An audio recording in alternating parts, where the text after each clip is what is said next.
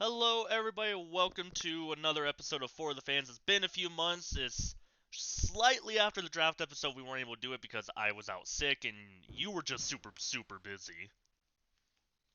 Yeah, I don't know if you'd call softball practice busy, but busy enough.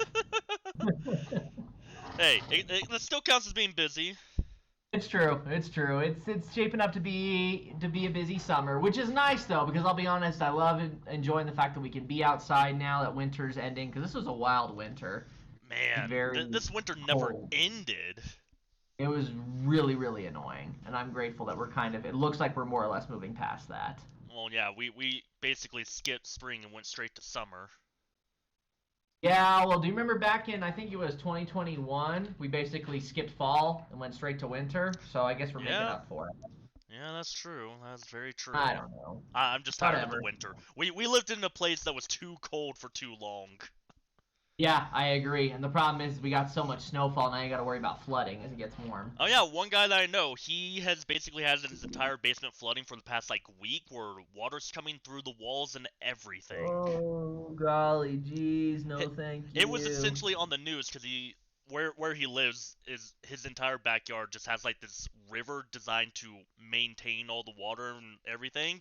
The Huh. river grew about 3 times wide in the course of 2 days. Yep, because all the snow is melting. It's Yep. wild. Ugh. But anyway, moving on here now to the NFL and the results from the draft.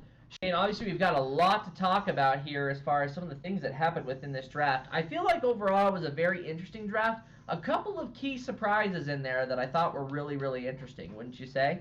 Oh, I agree. I mean, there. You. I feel like you weren't watching it a whole ton because you were out. I missed a lot of the first round, I'll be honest, which sucks because that's kind of the most important one. But then I will admit I was pretty on top of the other few rounds. I stayed pretty on top of it because I couldn't really go anywhere and do anything. So I was just at home. And I'm just like, I'm just gonna watch the NFL draft because I got nothing better to do. So I watched the entire first round, and I checked every 5 to 10 minutes for all the other rounds, just because I'm like, I don't want to sit through and watch all of this. Yeah, I get that. No, I love draft weekend, but man, after the first round, my interest starts to go way downhill. Yeah, I think that's the way for most people. I mean, obviously, you want to see who the top prospects are that go in the first round and what happens there. Sometimes you get a couple of surprises that go in later rounds, Which is but why I'm fine watching the second round, but once it starts to hit like round 4, and then when it's like round 6, round 7, I'm like, yeah, I'm turning off my TV at that point.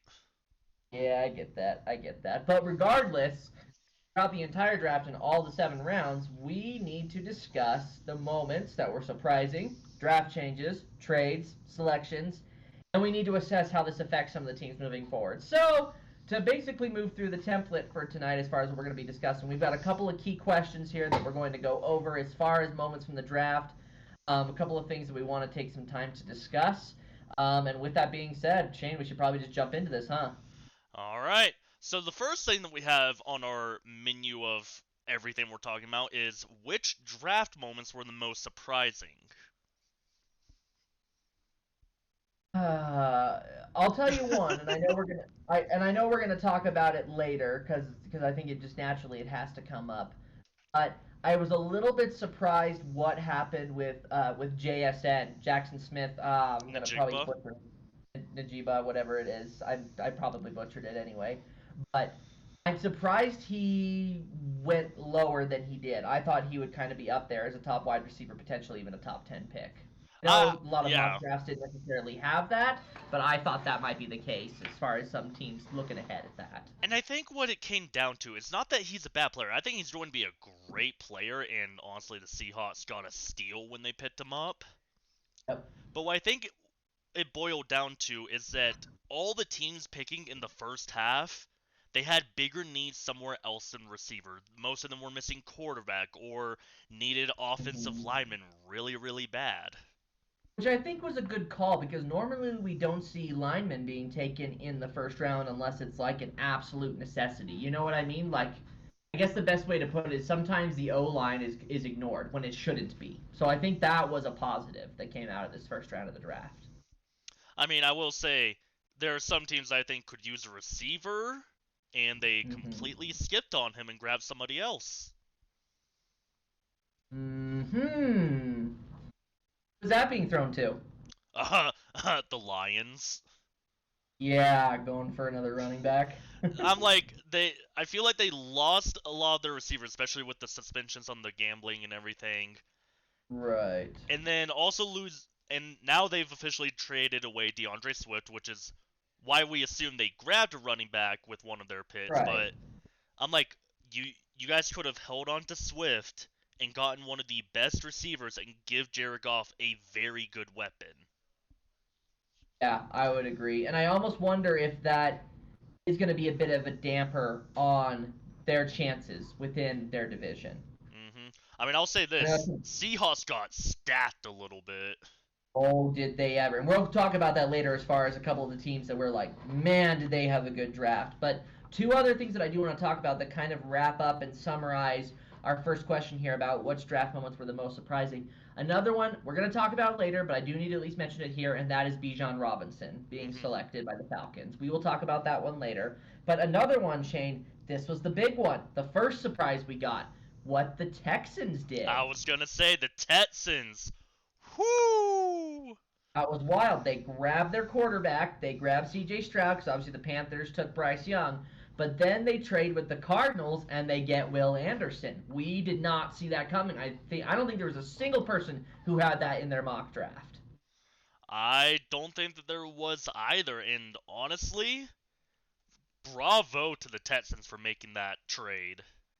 It was necessary. And I think here's one of the things too is we'll talk about this later as far as big winners in the NFL draft. But the Texans are for that reason, simply because of the decisions that they made. To some extent, there are some cons that I could see from this decision as far as they technically are still a team in rebuilding and trading away that much draft capital could come back to haunt them later. We'll see. But grabbing those top two players, getting CJ Stroud as their hopeful quarterback of the future, and then grabbing Will Anderson, who is honestly the top defensive player, more or less, in this draft.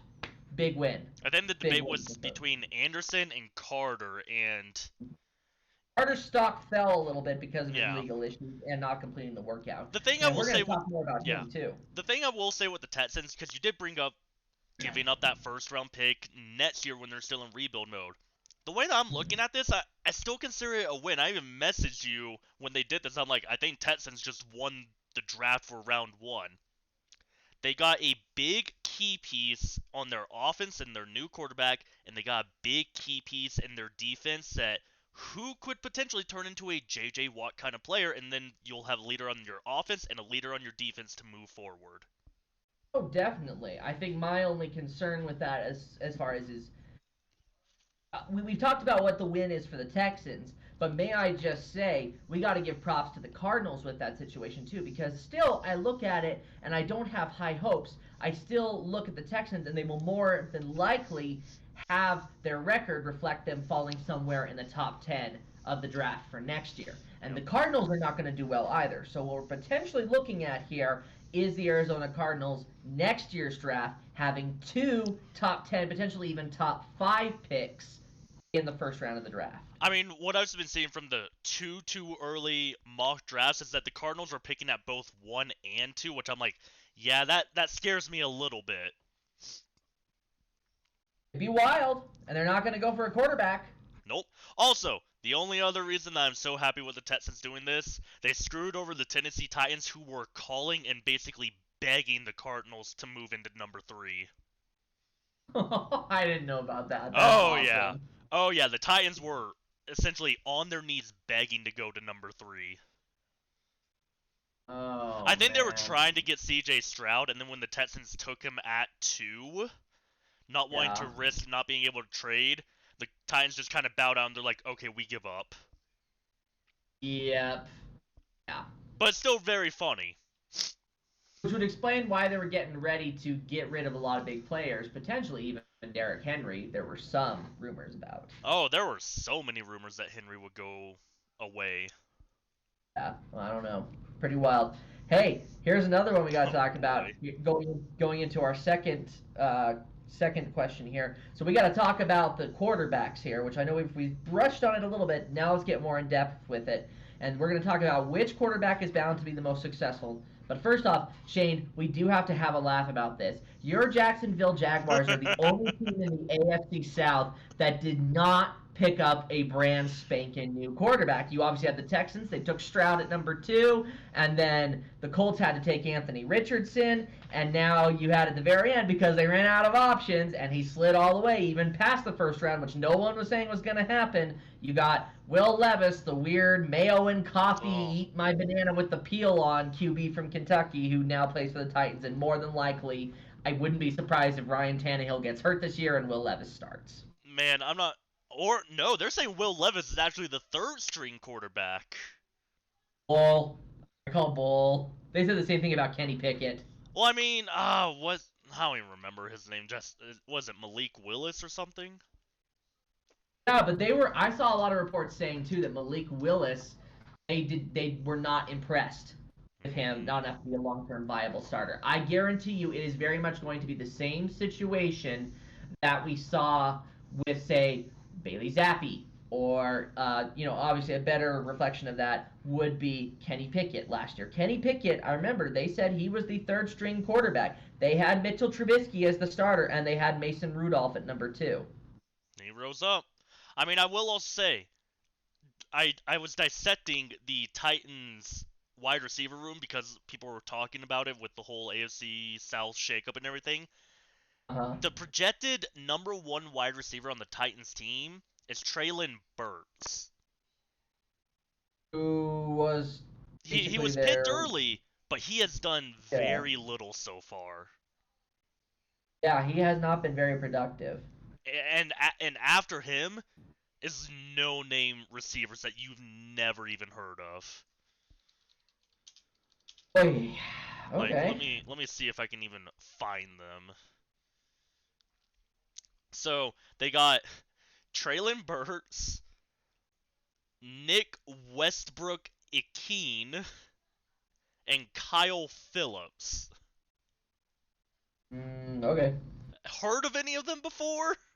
No, I cannot say I have. The second string is Chris Moore, Racey McMath, and Colton Dowell. Yeah, it's a bunch of receivers you never heard of. Yeah. Also, I do love the fact that the Jaguars and Trevor Lawrence with Doug Pearson scared the AFC South so much that every single team in the division had to go grab a new quarterback.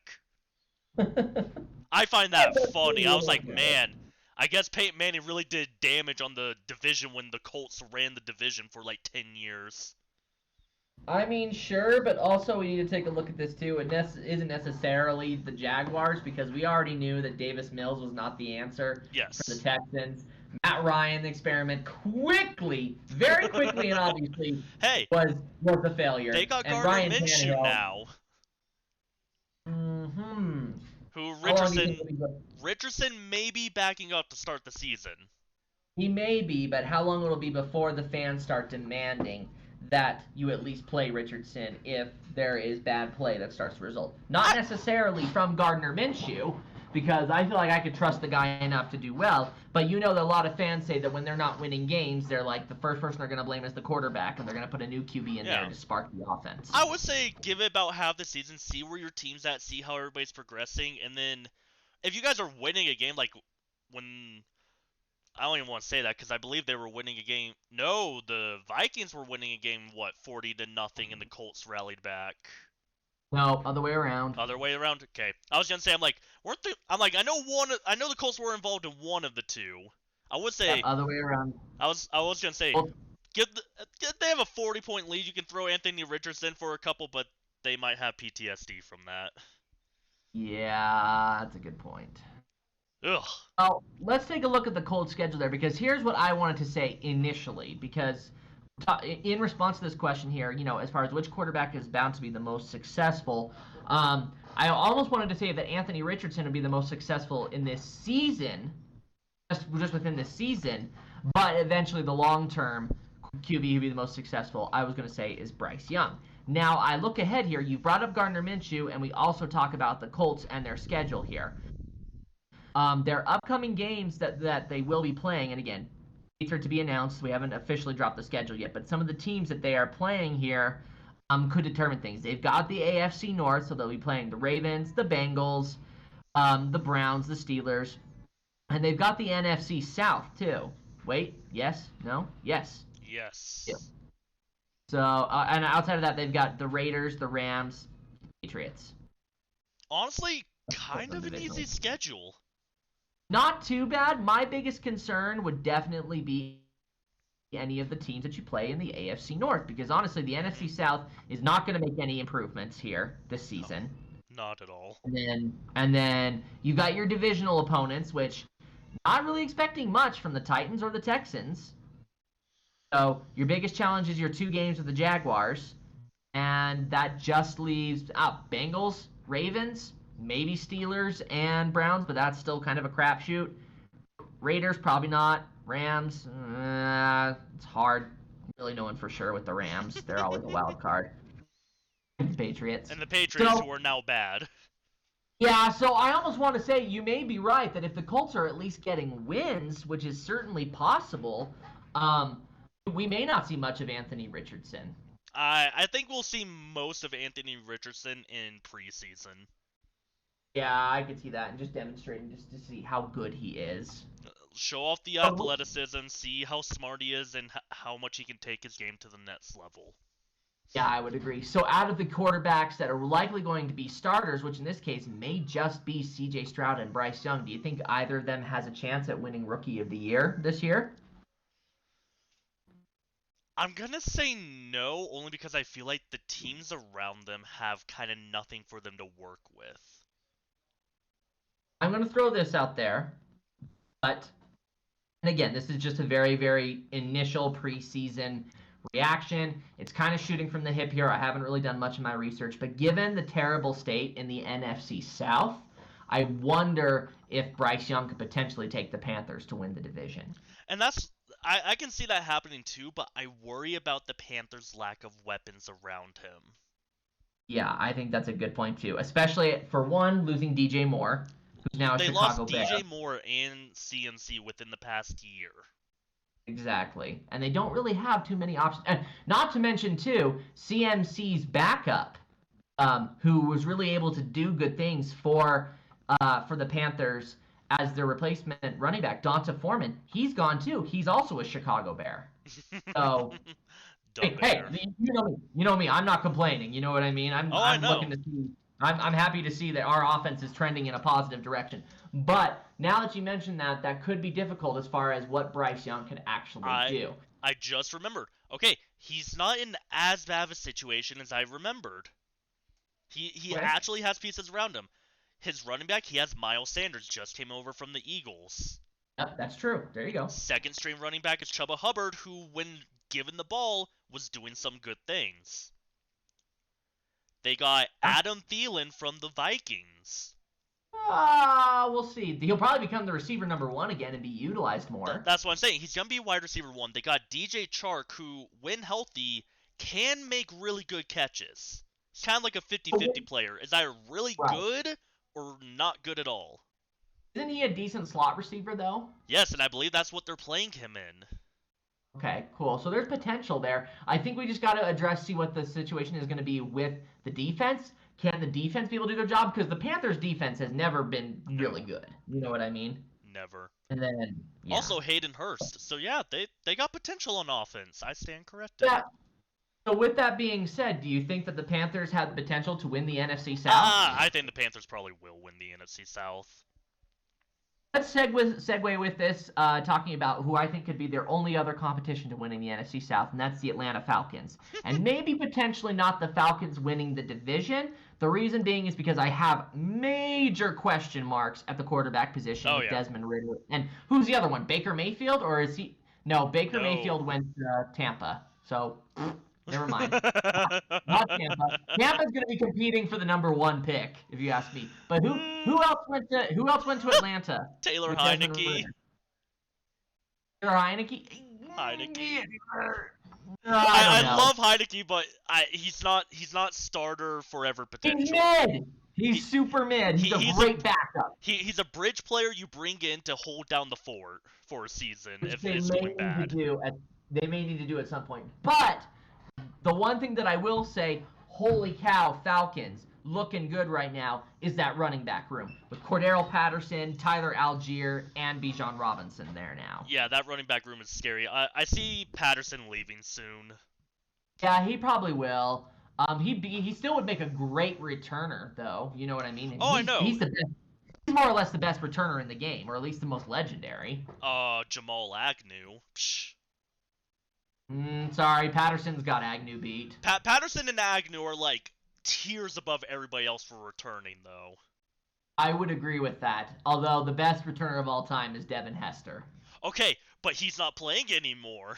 I'm just saying, if we're talking all time, it's not. Patterson's maybe number 2. Hester is number 1. How can you say that the best returner in history is not the returner who managed to, on the very ensuing kickoff of a Super Bowl, return it for a touchdown on the very first play? Yeah, I'm not gonna lie, that is very beautiful. And he's still not a Hall of Famer, but I'm not bitter. Not at all. Not at there's all. so many Jaguar players that aren't Hall of Famers that should be. Fred Taylor and Jimmy Smith, man. Oh boy.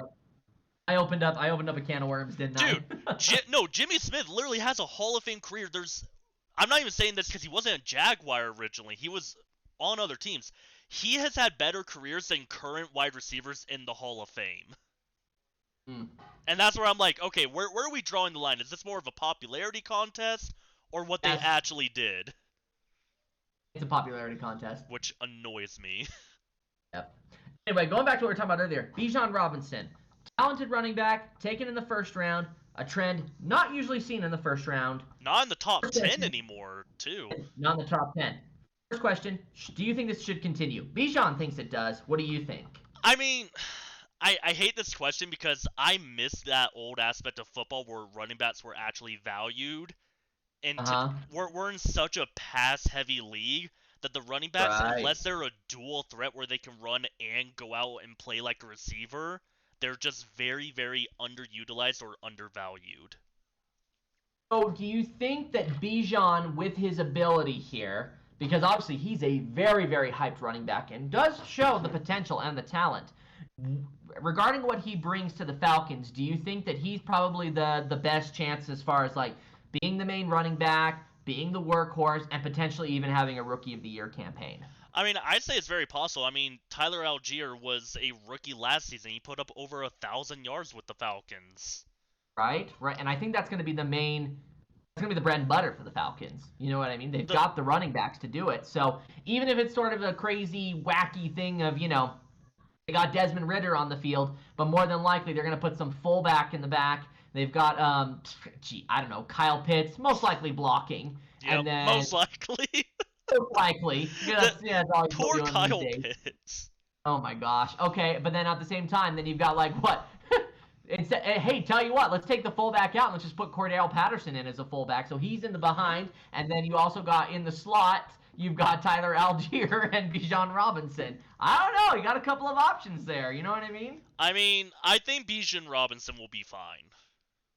Yeah, and I think he's got potential to be a Rookie of the Year. And the reason why I say that is we do need to bring up this question, Shane.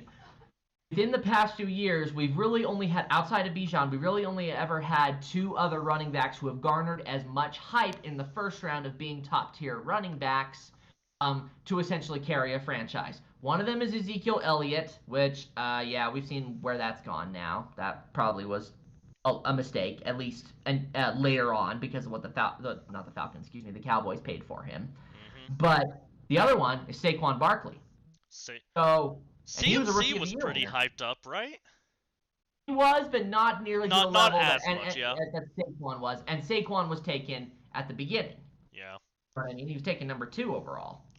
I mean, I will say, I think we might be getting a certain player that I'm excited for next year. Frank Gore Jr. Oh yeah, well, we'll see. He might make an appearance next year and join an NFL team.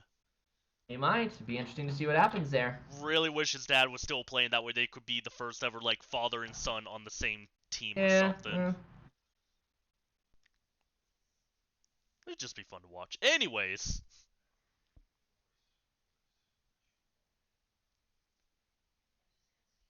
You there, or did you die? Oh no, I think he's dead. Let me see if I can get him in. I thought it was me. I thought it was you who were Oh, disconnected, not me. oh, I was like, Yeah, I thought that was you who was disconnected, not me. That's funny. I kept on talking, and then I was like, wait a second. No, it's me who's gone. Dang it. Oh man. So anyway, going back to our last question for this, who do you think is the bigger prospect? As far as who's going to do really well in the long term, Bijan or Saquon Barkley? ah, man. From a long term, as long as Bijan stays healthy, I think Bijan will have the quote unquote more successful career just because Barkley's been injured so much of his. Okay, I yeah, I will could see say, that. I am terrified if Bijan Robinson turns into a new Derrick Henry. Oh, yeah, that's fair. Hey, he won't be in my division, so I don't care. Won't be in mine either, thankfully. But he will be in your conference. Yep. Yep, it's true. All right, moving on here. Biggest winners of the NFL draft. What teams do we want to talk about? I think there are two that are pretty obvious, and another two that have to be fitting in this category just because they had so many needs and they were essentially able to address them. All right, I want to hear your thoughts because I think we can agree that had probably one of the best. I would have to agree simply because of JSN and a lot of the other major pickups that they had. Yeah, their night one was really good, and they didn't even trade up a whole ton.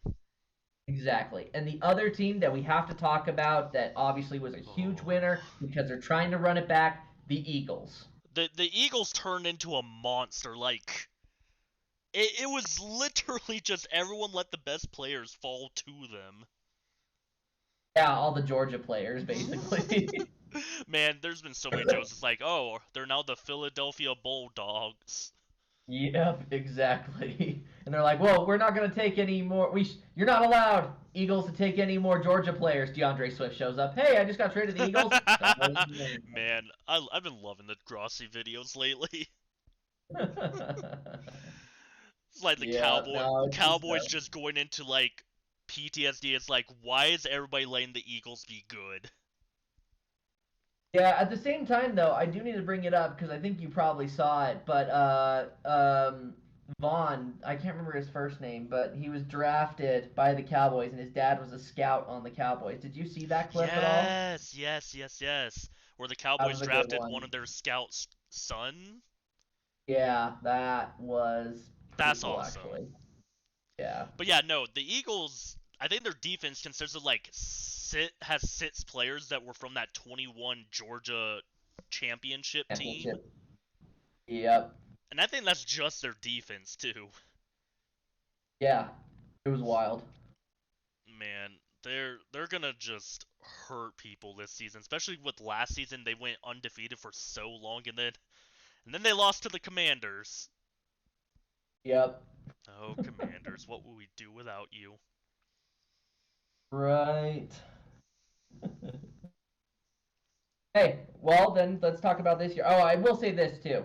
I kind of touched on it earlier, but biggest winners of the NFL draft too. You have to throw the Texans and the Cardinals in there simply Mm-hmm. because they're in rebuild and they needed so many things that literally everything they grabbed just worked. You Yeah, know what I they mean? they grabbed the pieces that work for them. I mean, I feel like I was looking at like, oh man, I don't even know who did a ranking of the draft, but like someone sent out like made a whole draft grade for every single team, and only one team got a C this year, and it was the Cowboys. I was like, yeah, no, there's no way only one team got a C. Yeah, yeah. So what do you think then? What do you think are some teams that messed up? Oh man, see, I'm like having to re-go and rethink draft day and also know all the team's draft needs. I feel like the Lions could honestly be thrown in there as well, of doing I poorly. yeah, I I think that you could at least consider them, the I Lions, think on they that. at least in the first round they reached so much for the picks that they made. Yeah, I think the Commanders could have been better too, but I obviously understand that they didn't have a ton to work with. If I remember right, um, people were saying that the Packers just had a meh one. Yeah.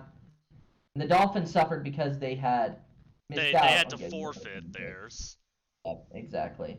I remember seeing something too that they weren't overly impressed with the Buccaneers either. Oh, I need to take back the Packers. They're being carried by the Lucas Van Ness grab. Ah, yep. I forgot about him because I was like, ooh, that is a good one. I will say, That's true. going just off the first round before we jump into like biggest losers of the draft, what player do you think got the or what team do you think got the biggest steal in round one? Which team you mean got the biggest steal? Yeah. Well, I know a lot of people would probably want to say the Eagles for getting Jalen Carter. Yeah, but I felt like with the whole prison and issues right Yeah, before that definitely dropped him a ton, so yeah. If not, I mean, I still stand by the Seahawks with getting JSN. I think I gotta go with you. Is that the Seahawks just getting they got JSN and they also got Devin Witherspoon at number 5, so I mean like that was good. Right.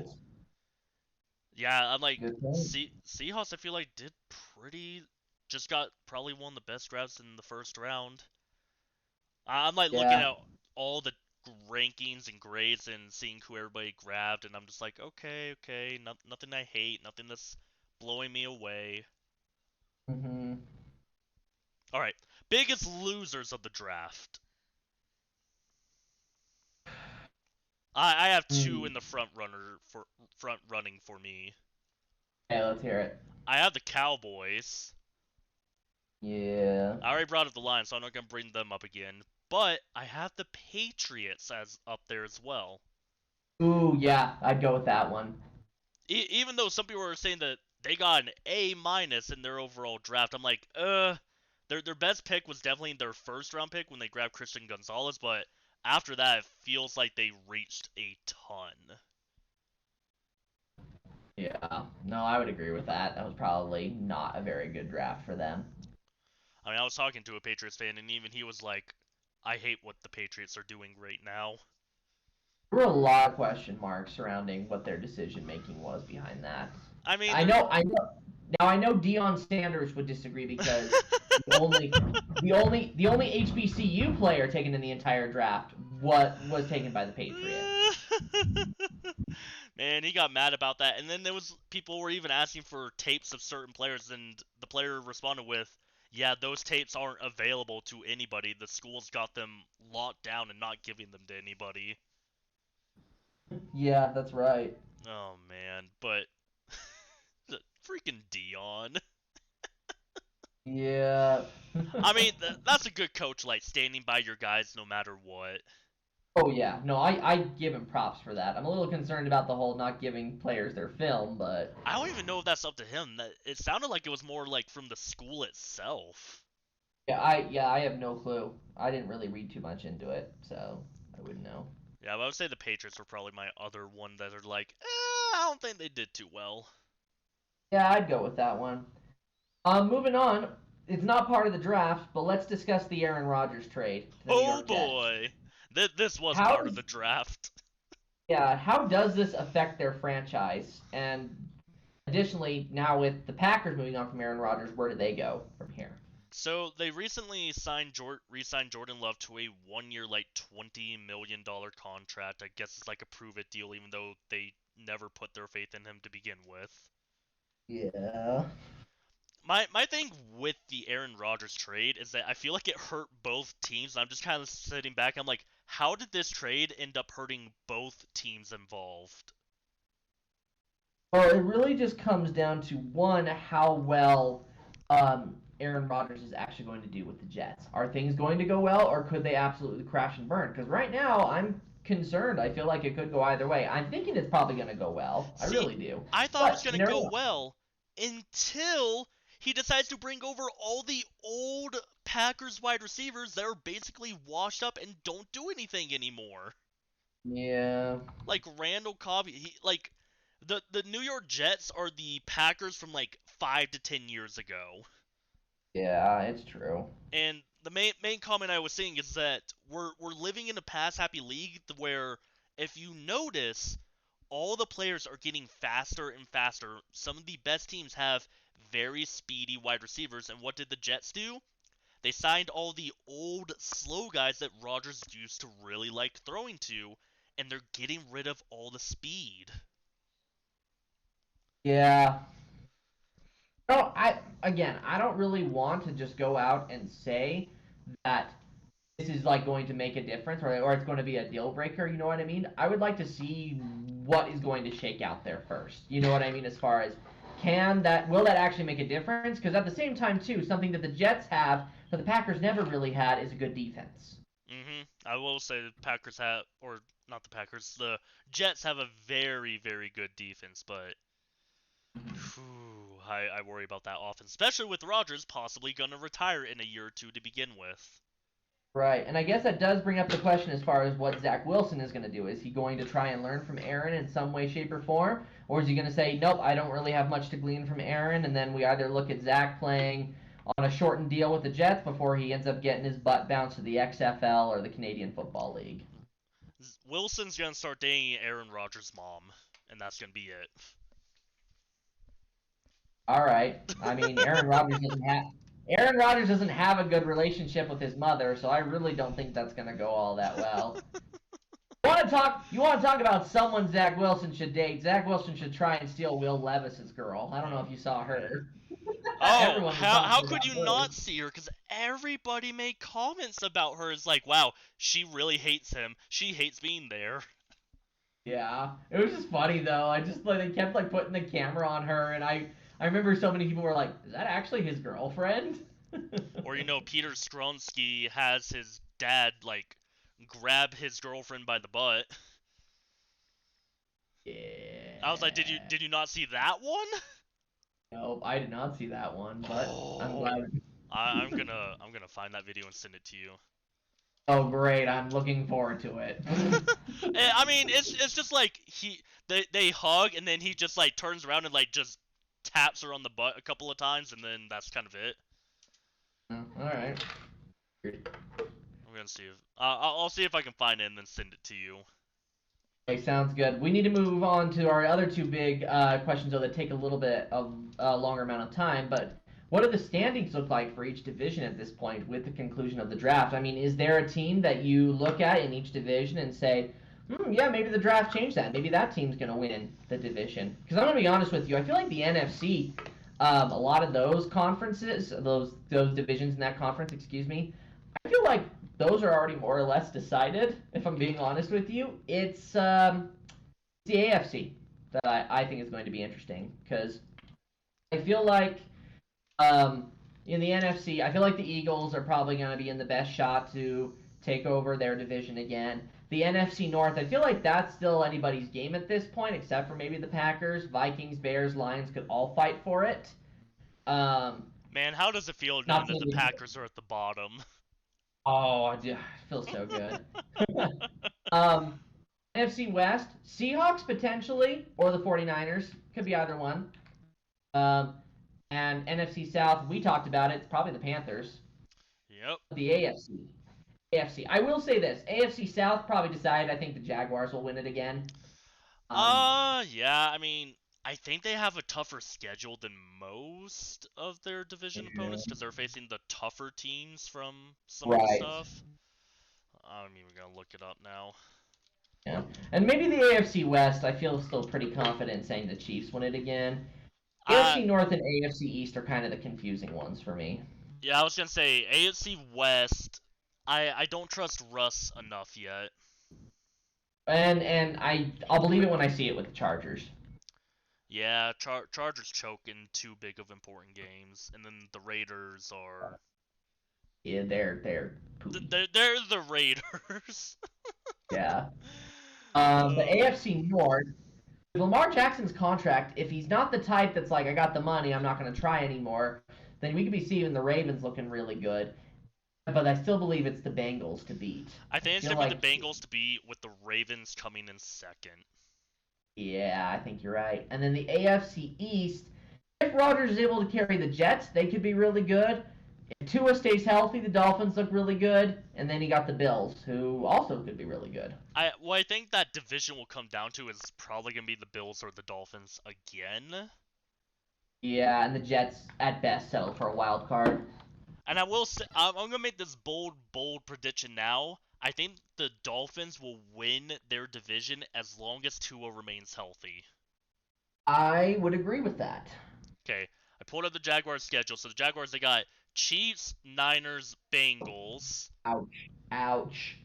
Yeah, Ravens, which I'm like, okay, that's still a little rough. And then it's Panthers, Yeah. Falcons, That's Titans, winnable. Colts, Texans, the division rivals. Yeah.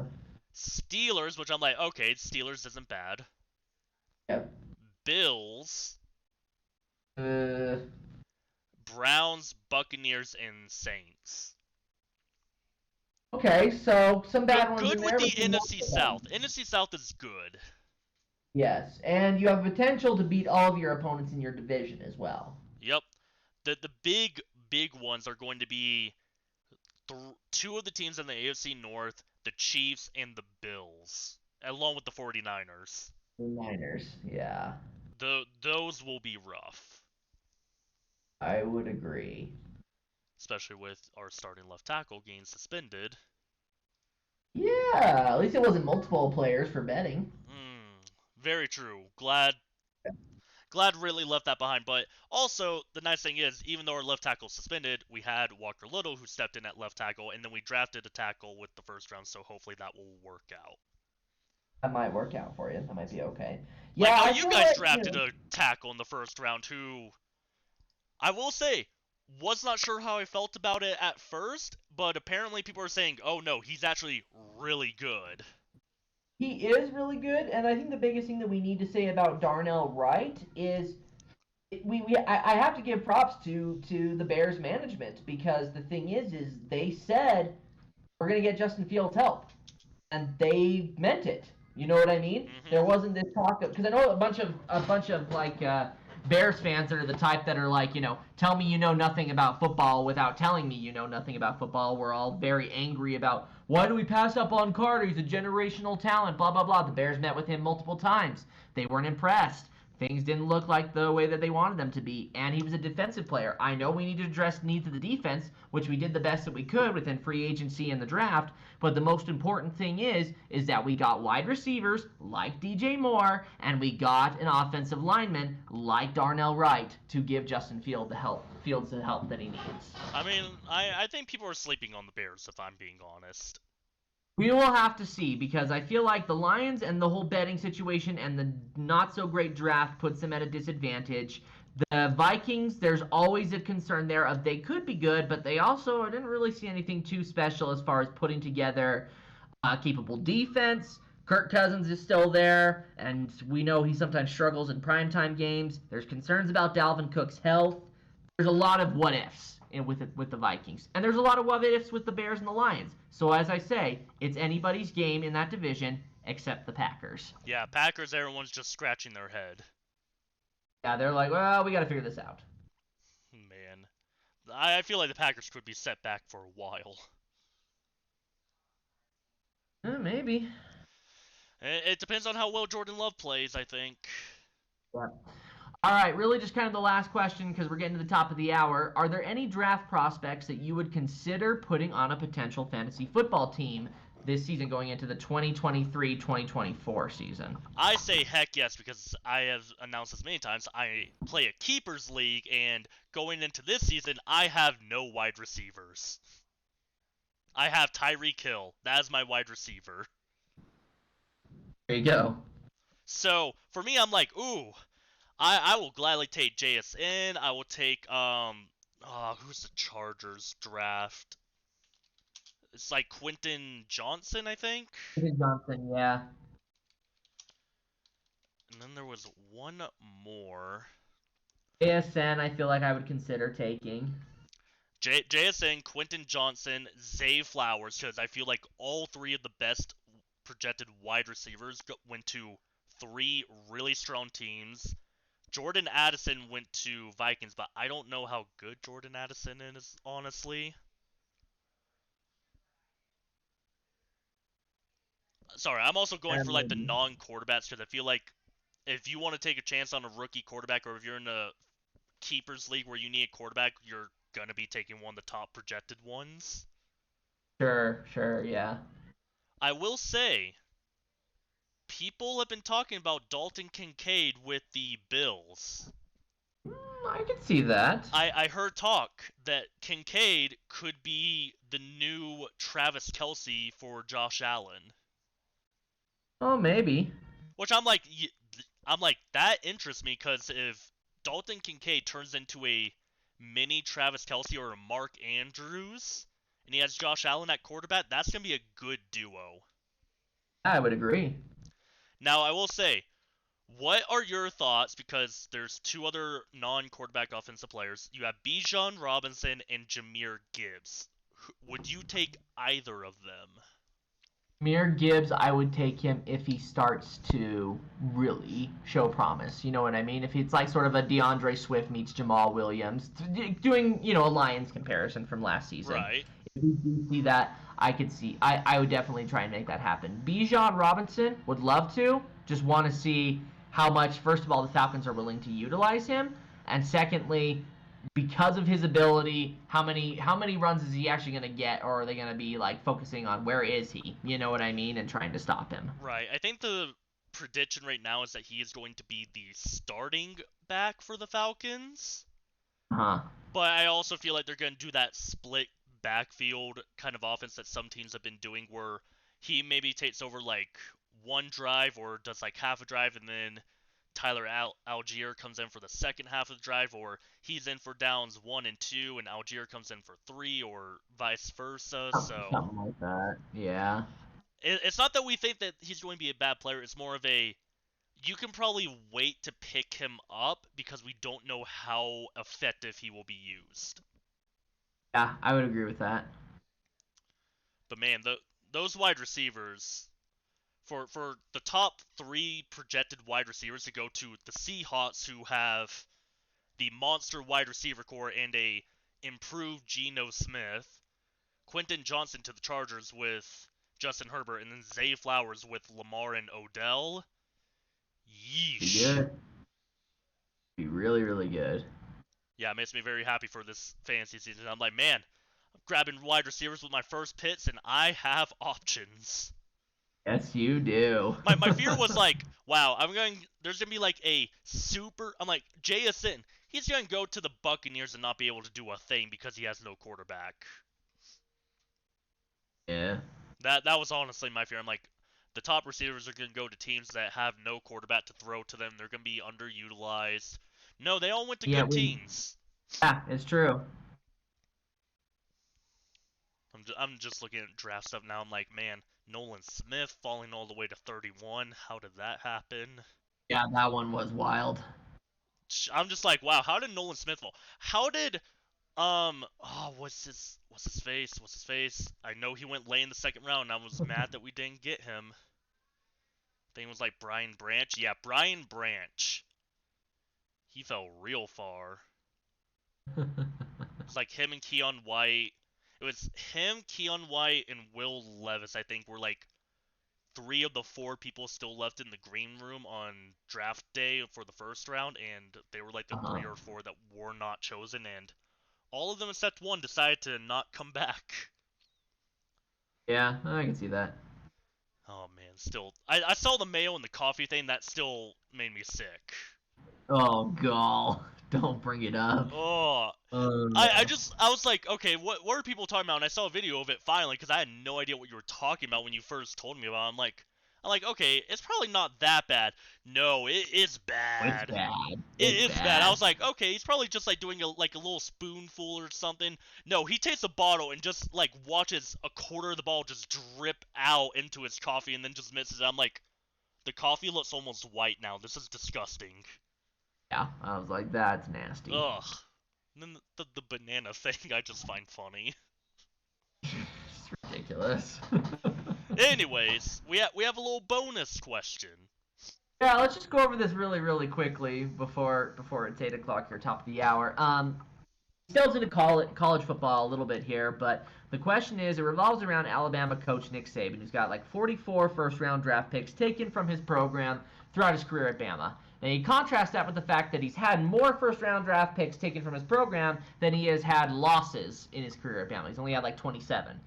How do other coaches slash programs work to replicate that success? And additionally, will the change of the playoff format for college football, where instead of just having 4 teams, we potentially have, I think it's 12, will that make a difference in this regard, potentially putting more spotlight on players from other schools outside of the SEC to get their draft stock going up?